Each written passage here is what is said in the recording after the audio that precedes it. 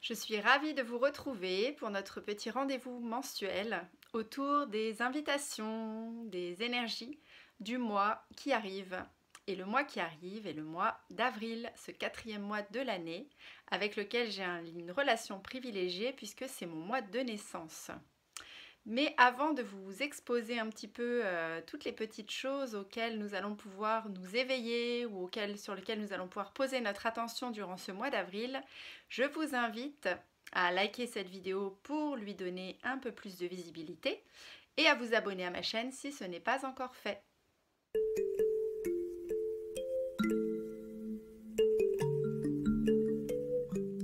Alors nous allons entrer dans les énergies lumineuses du mois d'avril. En effet, c'est le retour de la saison estivale qui se fait sentir avec une lumière de plus en plus présente. Sur le plan de la numérologie, tout d'abord, avril est pour cette année en cours un mois 11-2, puisque nous sommes un mois 4 auquel nous ajoutons l'année 7 universelle, ce qui donne 11. Et le 11, on peut le réduire à 1 plus 1, 2. Le 2 nous invite à la patience, à la diplomatie, pour trouver un équilibre à l'intérieur de nous dans nos dualités. Nous devons donc considérer ces dualités plutôt comme des leviers de transformation bénéfiques à notre épanouissement. Parce qu'elles vont être bien évidemment source d'apprentissage dans notre quête de vérité à l'intérieur de nous-mêmes, de notre vérité personnelle. Nous sommes aussi dans un mois qui nous met en lien avec notre sensibilité, qui est propice à développer nos capacités d'intuition. Mais pour cela, il va être important pour nous de nous mettre à l'écoute des fluctuations émotionnelles que nous aurons éventuellement à traverser, de les accueillir comme il se doit, pour pouvoir faire de cette sensibilité, on va dire, une force et non un déséquilibre ou une faiblesse. Dans le 2, il y a aussi une invitation à trouver la justesse entre nos besoins propres et ceux des autres. C'est une période qui est propice au travail en équipe, à la coopération avec les autres. Il sera donc bon de travailler sur notre centrage pour garder notre cap malgré les ballottements qu'on peut ressentir dans cette dualité intérieure, moi ou l'autre, et peut-être qu'on peut transformer ça en un « et » à la place du « ou », moi et l'autre. Il y a aussi une invitation à mettre en avant notre relation de couple, à chercher un nouvel équilibre avec notre partenaire amoureux. Dans cette optique, on peut aussi par exemple chercher à équilibrer à l'intérieur de nous-mêmes nos polarités masculines et féminines, puisque effectivement l'énergie du 2 donne aussi cet élan.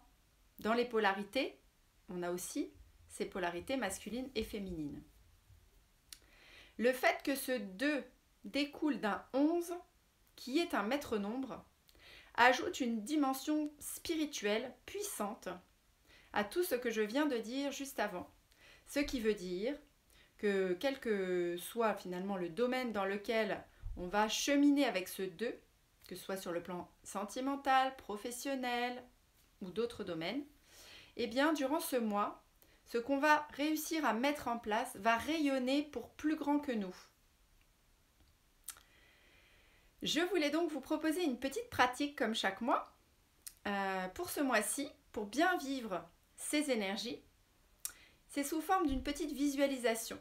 Vous allez essayer de vous centrer en fermant les yeux, de visualiser des racines qui vous accrochent bien profondément à la terre, d'imaginer que votre tête est reliée au ciel, de respirer calmement et d'imaginer une douce énergie bienveillante qui descend par votre fontanelle et qui vous remplit, qui vous recharge dans votre corps, dans vos corps énergétiques aussi. Ensuite, une fois que vous sentez que vous êtes bien rechargé, vous pouvez imaginer que vous allez partager un peu de cette énergie aux personnes que vous aimez. vous les visualisez et vous visualisez cette énergie qui circule et qui les remplit eux aussi d'énergie selon la quantité dont ils ont besoin toujours. Ensuite, vous pouvez imaginer que cette énergie, vous la partagez avec des gens qui en ont besoin. Cet exercice va vous permettre de vous recentrer d'abord, mais ensuite de rayonner avec plus grand que vous dans cette énergie du partage du 2 et du 11. Alors, fin avril, nous retrouvons aussi dans la tradition celtique la fête de Beltane, qui est en fait une célébration du changement de rythme, car elle marque l'entrée dans la saison estivale, ou ce qu'ils appelaient la saison claire, lumineuse.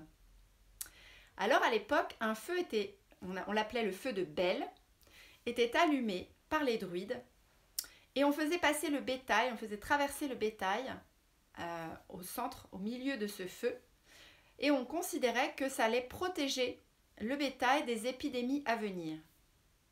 Beltane, c'est aussi un symbole de renouveau et de nouvelles fondations qui vont être posées pour la suite. On y célébrait aussi la vie et les nouvelles rencontres. Pour cela, on créait un mât de Beltane sur lequel on accrochait des rubans de couleur et on dansait avec de la musique qui était jouée sur place par des musiciens avec des musiques traditionnelles. Et on dansait en entremêlant les rubans pour tisser le mât, comme on tisse symboliquement des liens.